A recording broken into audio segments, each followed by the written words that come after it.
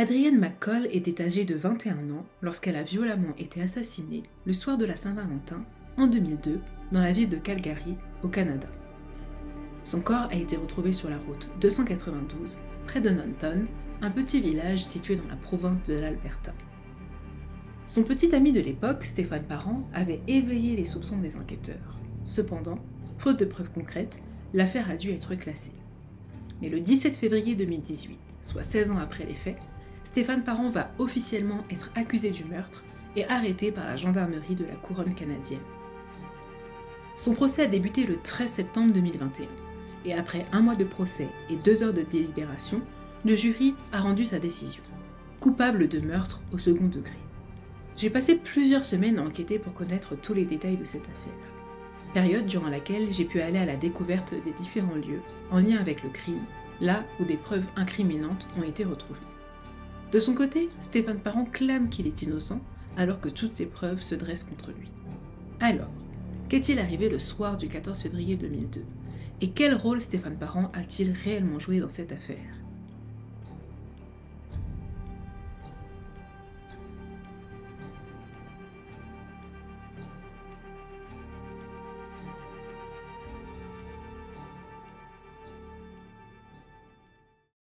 Dès le début de mes recherches sur cette affaire, j'ai souhaité me rendre sur les lieux où on a découvert le corps, le lieu où tout a commencé.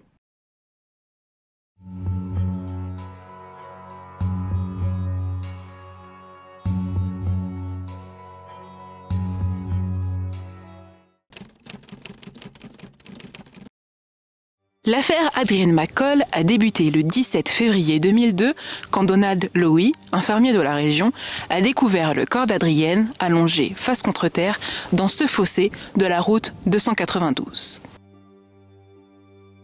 Sa disparition avait été signalée le jour même puisque plusieurs de ses proches n'avaient pas eu de ses nouvelles depuis le 14 février. I was starting to get concerned and I sent her an email just saying, haven't heard from you, let me know you're okay, and told her I loved her, and that was it. Le corps était partiellement recouvert d'un drap au motif triangulaire. Une serviette ensanglantée de couleur rose se trouvait sous le corps, ainsi que 2 sacs en plastique de couleur bleue sur lesquels on a relevé 2 empreintes digitales. L'autopsie a déterminé qu'Adrienne a été frappée à la tête à plusieurs reprises, puis étranglée à main nue. D'ailleurs, selon le docteur Brooks Slim, le médecin légiste qui a réexaminé le dossier, elle était inconsciente au moment où elle a rendu son dernier souffle. Les enquêteurs vont vite se rendre compte qu'Adrienne était encore à son domicile au moment où elle a été tuée.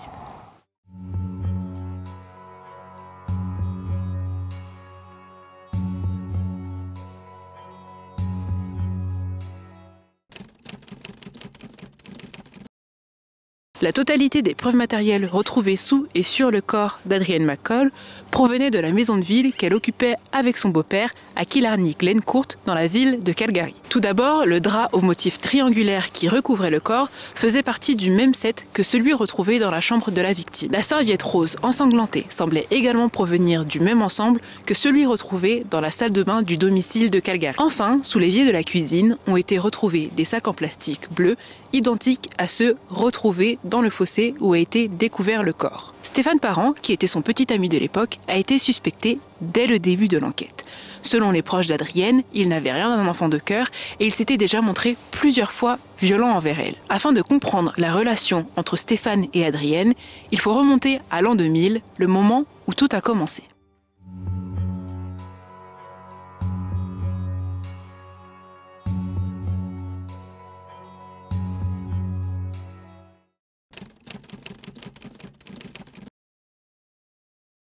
Adrienne McCall et Stéphane Parent se sont rencontrés alors qu'ils travaillaient tous les deux dans ce bar, anciennement appelé Studio 82. L'établissement appartenait à John McGee, le beau-père d'Adrienne. Au moment de leur rencontre, Adrienne, âgée de 19 ans, était serveuse et Stéphane, 31 ans, venait d'être embauché afin d'assurer la gestion du bar. She always listened, always knew the right things to say. The most beautiful smile and personality a person could ever want in a friend. Ils se sont rapidement mis en couple et on peut dire que leur relation avait démarré sur de très bonnes bases. Ensemble, ils avaient effectué l'achat d'un appartement au centre-ville et après 1 an de relation, Adrienne attendait leur premier enfant.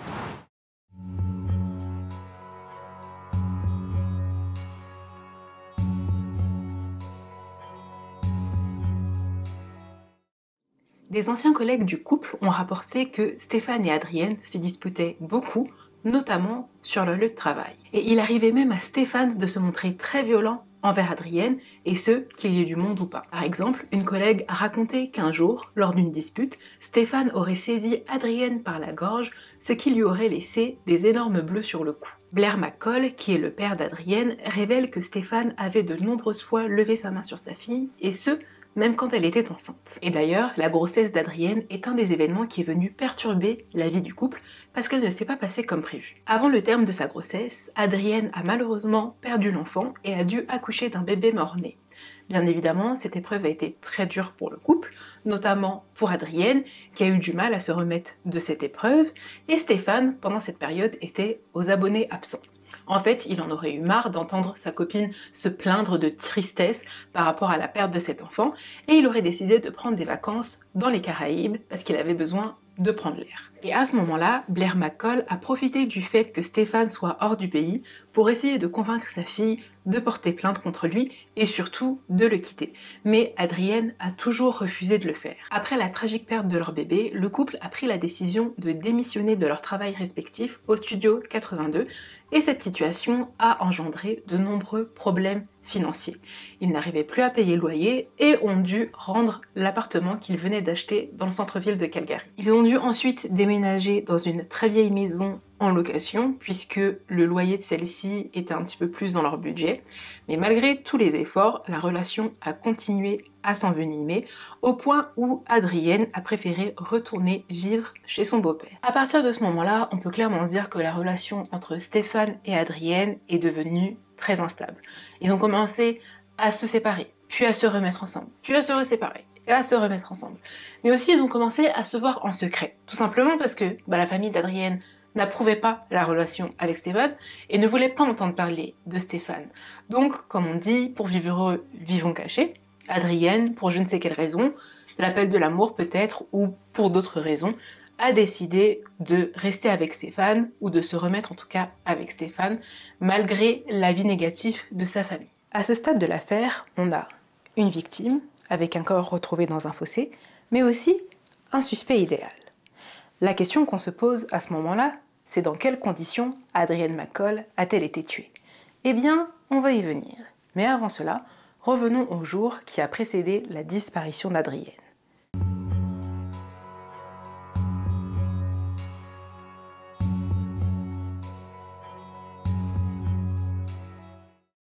Shandy Bard was one of the last people to talk to Adrienne McCall.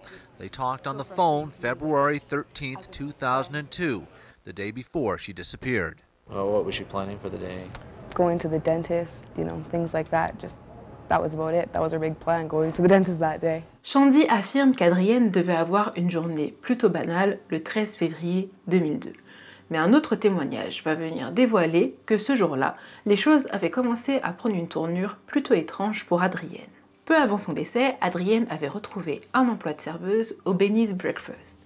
Kerry Hillman, une de ses collègues, dévoile que le 13 février 2002, soit la veille de sa disparition, Adrienne ne s'est pas présentée à son poste. Kerry explique que ce jour-là, Adrienne l'a appelée pour la prévenir qu'elle ne viendrait pas travailler. Le problème, selon Kerry, c'est que Adrienne semblait être très paniquée au téléphone. Kerry l'a alors rassurée et lui a dit de ne pas s'inquiéter, qu'il trouvait quelqu'un pour la remplacer et qu'elle se verrait le lendemain. Cependant, Adrienne ne s'est pas présentée à son travail le 14 février, ni les jours suivants. On va aussi apprendre que ce fameux 13 février 2002, Adrienne et Stéphane ont été vus ensemble et se sont rendus tous les deux au palais de justice de Calgary. Ce jour-là, Stéphane Parent devait rendre des comptes à la justice après avoir agressé et menacé un officier de police de la ville. Pendant qu'il se trouvait au tribunal, la voiture de Stéphane était mal stationnée et était embarquée par la fourrière. Et au final, se faire retirer sa voiture par la fourrière, c'est une situation plutôt banale, dans le sens où ça peut arriver à tout le monde. Ça m'est déjà arrivé. J'en suis pas fière, mais ça m'est déjà arrivé. Mais voilà. Et par contre, pour Stéphane, ça a pris une tournure dramatique. Stéphane n'avait pas de domicile et était contraint de vivre dans sa voiture. Et en plus de ça, il n'avait pas de travail, donc pas de revenus.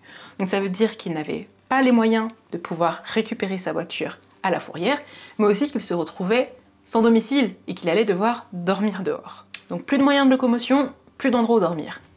Effectivement, ça craint. Maintenant que je vous ai donné tous les détails sur la veille de la disparition d'Adrienne McCall, venons-en maintenant au jour du meurtre.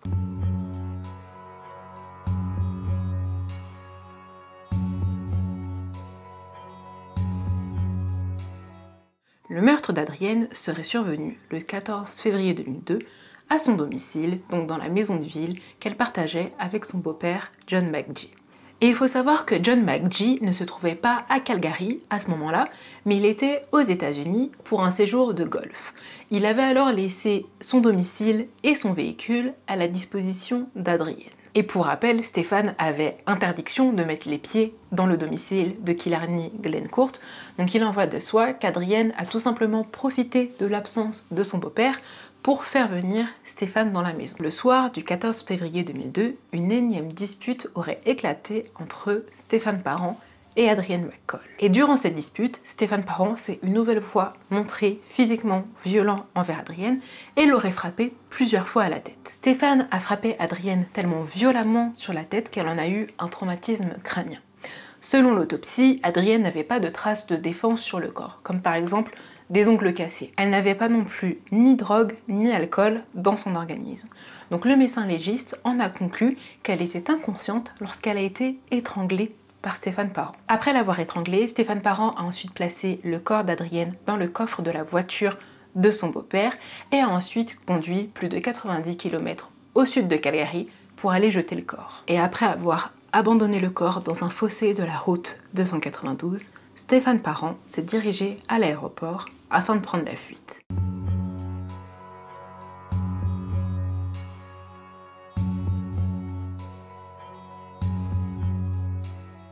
Le 15 février 2002, soit le lendemain du meurtre d'Adrienne, Stéphane Parent s'est rendu à 5h45 à l'aéroport de Calgary. Il a demandé à être mis sur le premier vol quittant la province de l'Alberta. Denise, l'agent d'escale au WestJet, nous raconte le moment où Stéphane Parent a acheté son billet d'avion.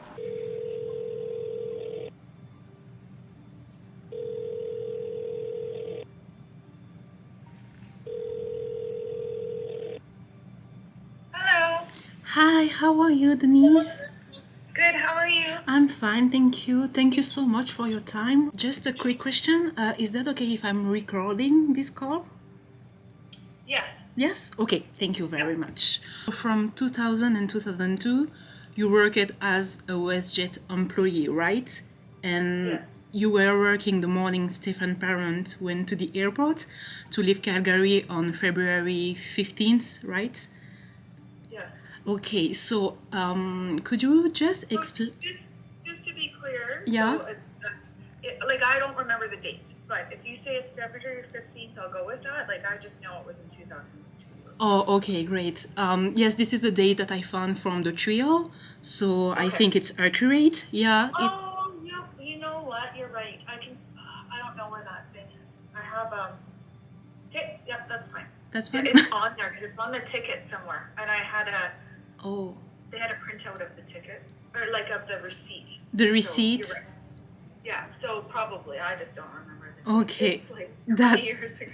That's fine. So yeah, I know it's been a while. What do you remember from this day? And could you maybe explain what you remember about the moment Stéphane Parent arrived at WestJet to purchase his ticket? Yeah, so really not like a great amount of detail if you kind of listen to the trial notes or whatever. It's kind of to the best of my recollection. And kind of a reason it sticks out was because I was interviewed 2 weeks after by the RCMP Okay. about this situation. So just that there was like a man or a gentleman come up to the till and just kind of wanted the first ticket out of there. And I know that they challenged that if he actually said first ticket out of there, but I remember he didn't. I don't remember him specifically asking for a ticket to Ottawa, but I mean it's a possibility because it's 20 years ago, but Yeah. I just remember thinking, oh, how lucky, because I used to be a flight attendant and I used to be able to fly everywhere, so I was kind of reminiscing, oh, those were the days when I could fly. So yeah, I'm pretty sure he just wanted to get out of there. He wasn't overly nervous and he paid in cash. Okay. I saw on the trial that it paid with a huge amount of cash. Well, he paid, like, I think the ticket was 600 and something, so he paid it all in cash. Yeah. And he had a roll of cash. A roll of cash, okay. Yeah, like, you know, when you keep them in the rolls. Uh-huh. Yeah. Okay, and did it seem strange for you or not at all? No, I think if you look at the transcript from 2 weeks after when I was interviewed by the RCMP, I think I had made a comment that it wasn't safe to carry that much cash. Yeah, and I asked obviously. him what he did, and he just said he worked at a bar. So I just assumed he probably got paid off as a bouncer, right? Oh, With 20s okay. to get through the lineup, because at that time there's a lineup, or it was a casino. Like, I didn't ask what kind of bar. So I'm like, I guess the board gets paid under the table, or I don't know. But he had just said he just finished working, and that was from, and I said, oh, wow, where do you work? And it was a bar. So yes, it did strike me as odd, but his explanation for it seemed okay. Plus, you know, people don't travel with money anymore, but at the time, people were still traveling with money. So, yes, sure. You know, my father was still alive, and he'd always have 100 plus in his wallet, right? Okay. So, you know, I carry 20. I don't even know if anybody else carries any cash. Yeah. So, at the time in 2002, I mean, it was a lot of money, but people carried money. People didn't generally pay cash for their tickets, and that was more of a Visa purchase. But and then he just said he finished work at a bar, so I'm like, oh, well, maybe he got paid out, or gets paid at the table, gets paid like by patrons trying to get in. I didn't know. He paid for a one-way ticket, right? Yeah, he did. Okay. And you said he was not nervous, nothing strange about his behavior? No. Okay. And to be honest, like, I would have, like, I mean, it was a busy morning, so I may not have noticed, but also as being a flight attendant, we always notice nervous passengers because it can cause problems. And when you're in the air, you can't do anything about them. So I didn't see any alarming, like, things. But again, like, it was a quick transaction and I wasn't alerted to anything. Today, with insight, what do you think about the situation? The fact that you faced a convinced murderer? What do you think? I don't know. It's interesting. Like, I don't know. I haven't really thought, like, I guess I think about it could have went differently, right? Like, had he been nervous, or had he been carrying a weapon, or it could have went differently, because I wasn't aware. So it went like any other transaction, and you know, now 20 years later, having to go to trial and all that stuff, I was kind of like, oh, why was it me there that day? But other because it's a bit of an interruption, and it was very nerve-wracking going to to court, because I can't remember stuff from, you know, exactly everything that happened in 2002. Yeah, that was a lifetime ago. So, you know, I think, you know, saying that, I'm relieved the situation went as it was, because it could have been worse. What was your reaction when the RCMP came to you to say, okay, you are a witness in a murder case? What did you thought at this moment? I mean, it seems like an unreal situation. Yeah, so it was a phone call, and then they come and visit you with a subpoena. Okay. Which was funny, because my work saw me in the lobby, and they thought it was like I was interviewing for another job. I'm like, no. But my first thought was they had the wrong person, right? Okay. Because they also said you were part of a murder investigation, or you witnessed a murder, kind of like what you said, or something. And I'm like, no, I have not. Like, that's not me. Like, I don't know about that. That was my first reaction, was no, I don't have any real. I think you got the wrong person. But then they spell your name, and as you can see, my name is quite unique. So I'm like, okay. And then it started to come back. He goes, well, I don't expect you to remember, but it was 2002, and you're at WestJet. And that's when I went, oh, the RCMP interviewed me right after. And so that's when it all started to click. Wow. And then I was just like, holy shit. and especially because it was reopened and it was a cold case and it was so long ago, and then that they were actually like I had any kind of role in it that was important. It was a little overwhelming.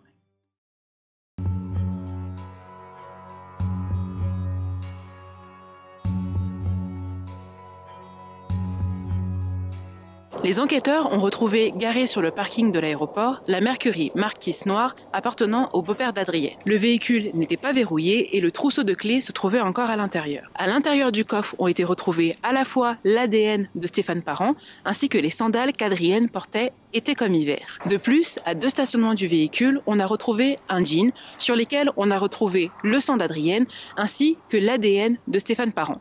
L'ADN se trouvait à l'intérieur du jean, ce qui signifie que Stéphane Parent a bel et bien porté ce pantalon. Malgré toutes les preuves amassées dès le début de l'enquête, l'affaire a tout de même mis 16 ans avant d'être résolue. Et pendant ce temps, Stéphane Parent vivait tranquillement sa vie à l'autre bout du Canada. Prendre la fuite, était-ce vraiment intelligent? Je ne pense pas. Bien au contraire d'ailleurs, puisque dès le début de l'affaire, Stéphane Parent était dans le viseur des enquêteurs.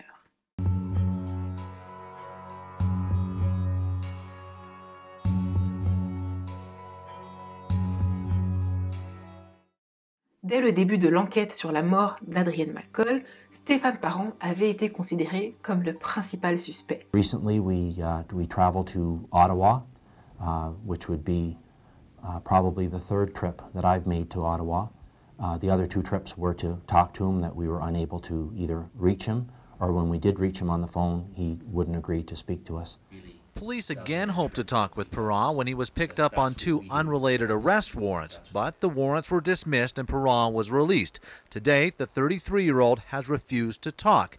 Cependant, l'affaire a mis énormément de temps à être complètement résolue, tout simplement parce que les éléments de preuve se sont construits au fil des années et que l'affaire a pris forme comme un puzzle. En tout, l'affaire a été classée et réouverte 2 fois entre 2002 et 2015. Tout d'abord en 2002, quand les enquêteurs ont pour la première fois essayé de faire accuser Stéphane Parent pour le meurtre d'Adrienne McCall, mais les preuves matérielles acquises à ce moment-là n'étaient pas suffisantes. Les enquêteurs avaient seulement pu prélever des empreintes partielles sur les fameux sacs en plastique bleu retrouvés sous le corps d'Adrienne et n'avaient pas été capables d'établir une concordance. De plus, de l'ADN avait été prélevé à l'intérieur du jean retrouvé sur le parking de l'aéroport, mais les analyses de l'époque n'avaient pas permis d'identifier qui que ce soit. À la même période, Julie Schmidt, la demi-sœur de Stéphane Parent, a dévoilé aux enquêteurs que Stéphane avait raconté des versions contradictoires quant à la dernière fois où il aurait vu Adrienne McCall. Dans une première version, Stéphane aurait raconté à Julie qu'Adrienne l'avait déposé à l'aéroport le 15 février 2002 afin qu'il puisse prendre l'avion en direction d'Ottawa. Dans une deuxième version, Stéphane Parent a dit qu'il avait laissé Adrienne dormir à la maison, donc au domicile de Killarney Glencourt, et que lui avait emprunté la voiture de John McGee pour se rendre lui-même à l'aéroport. En plus d'éveiller les soupçons avec 2 versions complètement différentes, ce témoignage révèle aussi que Stéphane se trouvait bien avec Adrienne à la période présumée de sa disparition. Malheureusement, ce témoignage n'a jamais été pris en compte par les enquêteurs, puisque la déposition de Julie n'a jamais été prise officiellement, et après ça, l'affaire a été classée en 2003. Après avoir classé l'affaire en 2003, un rebondissement va survenir en 2011 et l'affaire va de nouveau être ouverte. Un enquêteur a constaté que le jean retrouvé sur le parking de l'aéroport n'avait pas été analysé correctement. Bien évidemment, les analyses laboratoires étaient bien plus performantes en 2011 qu'en 2002. Du coup, l'enquêteur a décidé de renvoyer le jean pour une nouvelle analyse. Et c'est seulement à ce moment-là qu'on a pu constater que le sang d'Adrienne McCall se trouvait également sur le jean.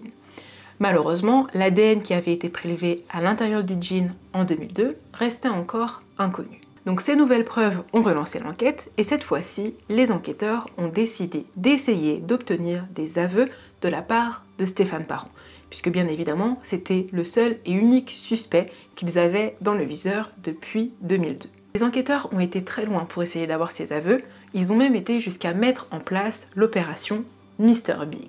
Donc c'est une opération qui a été créée spécialement pour piéger Stéphane Parent et elle consistait à créer une organisation criminelle fictive, bien évidemment, dans laquelle il devait intégrer Stéphane Parent. Stéphane Parent n'était pas un enfant de cœur, donc je pense qu'il n'a pas été bien difficile de le convaincre de prendre part à des activités criminelles. Donc l'organisation criminelle a été créée, Stéphane Parent y a été intégré, et d'ailleurs il réalisait plusieurs missions pour le chef de cette organisation criminelle. En 5 mois, 28 scénarios ont été mis en place afin d'essayer de faire cracher le morceau à Stéphane Parent. Sauf que ça n'a pas marché. À un moment donné, ils ont même mis en place un scénario selon lequel Stéphane Parent devait monter en grade dans cette société criminelle, mais pour ça, il devait avouer ses plus grands secrets au grand patron. Bon, c'est un peu tiré par les cheveux. Vous l'imaginez, ça n'a pas marché puisque Stéphane a commencé à se méfier, donc à se douter de quelque chose et à s'éloigner de cette société criminelle. Après ça, l'opération Mr Big a été annulée et l'affaire a de nouveau été classée en 2015. Et c'est seulement en décembre 2015 qu'un nouvel enquêteur est arrivé, il a réouvert le dossier et a tout repris depuis le début. Il a recruté un nouveau groupe d'enquêteurs qui ont, eux, de nouveau réinterrogé tous les témoins sur l'affaire Adrienne McCall. Et c'est seulement à ce moment-là que les témoignages de Julie, la demi-sœur de Stéphane, qui raconte que Stéphane lui a donné 2 versions différentes sur la dernière fois qu'il a vu Adrienne, a été prise au sérieux et a été rendue officielle et ajoutée au dossier d'accusation. Et d'ailleurs, c'est ce témoignage qui a été déterminant dans la suite de l'affaire. Mais malgré tous ces rebondissements, il restait tout de même une question sans réponse.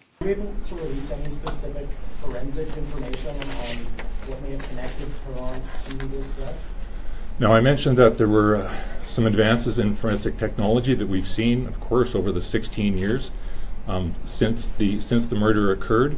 And I know in the past that we have discussed publicly that there was some DNA evidence found. In relation to this case. And it's those advances in those areas of forensic technology that bring us here today. Did you find his specific DNA? Now, as far as referring to specific DNA found at specific locations, that would be a matter subject to facts weighed at trial, and it's an area that we really wouldn't want to go into at this point. Rassurez-vous, maintenant, on peut répondre à cette question. Le procès de Stéphane Parent ayant déjà eu lieu au moment où vous regarderez cette vidéo, sachez qu'on a appris, lors de ce procès, que les autorités avaient eu l'autorisation pour prélever l'ADN de Stéphane Parent et refaire des nouvelles analyses plus performantes que celles faites en 2002. Et ces nouveaux tests ADN sont revenus concluants, puisqu'on a pu faire une correspondance entre l'ADN de Stéphane Parent et l'ADN retrouvé à l'intérieur du jean qui était sur le parking de l'aéroport. Et il en est de même pour les empreintes qui avaient été retrouvées sur les sacs en plastique bleu. En 2002, seulement des empreintes partielles avaient été prélevées, des nouveaux prélèvements ont été faits et des nouvelles comparaisons ont permis de déterminer que ces empreintes étaient bel et bien les empreintes de Stéphane Parent. Et enfin, le 17 février 2018, soit 16 ans après les faits, Stéphane Parent a été interpellé par la police de Gatineau et rapatrié à Calgary en attendant son procès qui a eu lieu le 13 septembre 2021. Our investigation progressed to the point where charges have been brought. The RCMP Southern Alberta Major Crimes Unit alleges that Stéphane Parent killed Adrienne McCall 16 years ago. Both Adrienne McCall and Stéphane Parent were residents of Calgary in 2002.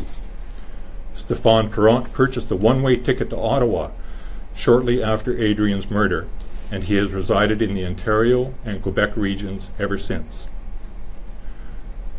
On Saturday, February 17th, 49-year-old Stéphane Joseph Raymond Robert Parent was arrested at his residence in Gatineau, Quebec.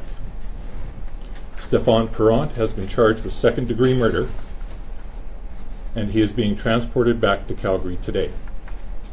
He will be brought before a justice of the peace upon his arrival in Alberta, and a court date will be determined at a later time.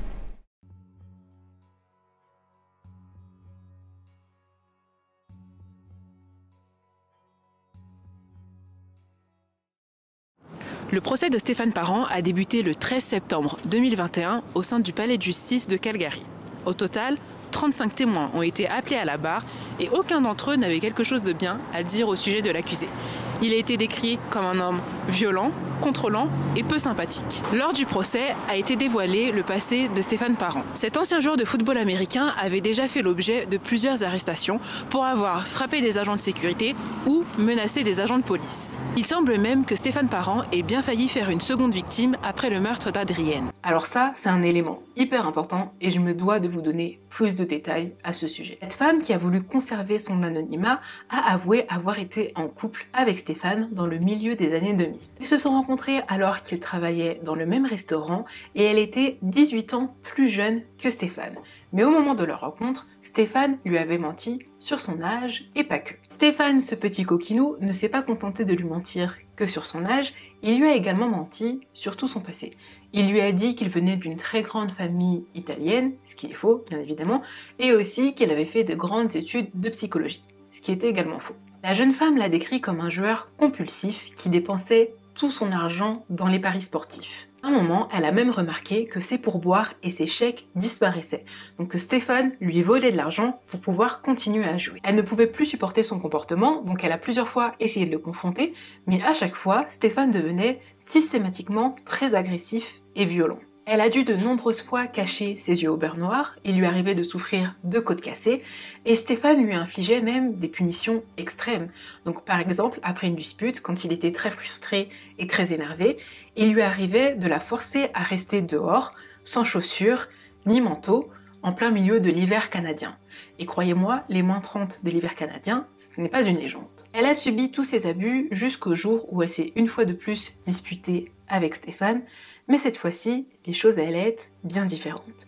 Elle raconte que le regard de Stéphane a complètement changé et son attitude aussi. Pendant cette dispute, il l'aurait saisi par la gorge et l'aurait soulevé jusqu'à ce que ses pieds ne touchent plus le sol. Et cet incident-là, ça a été le déclic pour cette jeune femme qui a décidé de prendre ses clics et ses claques et de partir sans jamais se retourner.